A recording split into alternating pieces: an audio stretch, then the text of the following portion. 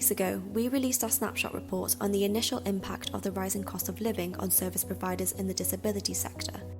This video will give you a quick overview of our key findings and recommendations on how to move forward.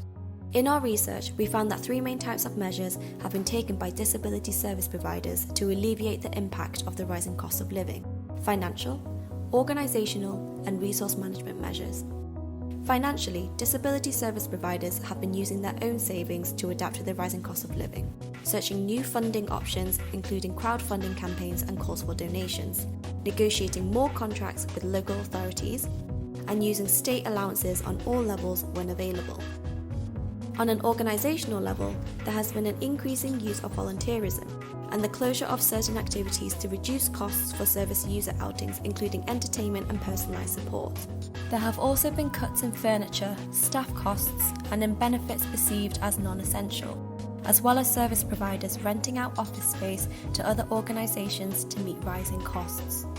In terms of resource management, there has been careful risk assessments when it comes to new investments, revision of resource management such as light management and reducing the use of heating, and an analysis of possible energy-saving investments like building insulation. From these research findings, we have two main types of recommendations: emergency measures and resilience building measures. For emergency measures, we recommend four main points. Firstly, to adjust the budget of service providers according to inflation. This action would guarantee the continuity and quality of service provision. Secondly, service providers should be given adequate financial support to cover additional costs and compensate losses. For example, they should be included as beneficiaries of benefit allowances and reduced tariffs, especially with rising energy costs. Thirdly, adequate support should be given to service providers to recruit and retain staff, which includes increased wages of social workers according to inflation. Lastly, it should be guaranteed that energy consumption benefits don't discriminate persons with disabilities based on their choice of living facilities.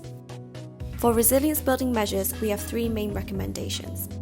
To ensure adequate funding for service providers to modernise their facilities to become more sustainable and energy efficient organisations. Social services should also themselves implement sustainable transition strategies and then plan ahead on how to improve their resilience and energy resource management. Lastly, social services should be more strongly supported in becoming more sustainable through EU funding opportunities, including the Recovery and Resilience Facility, the European Social Fund Plus, and the European Regional Development Fund. Ultimately, our report highlights the importance of investing more in social services, especially in times of crises, as this strengthens their capacity to adapt to new societal changes and abilities to support the individuals who rely on them.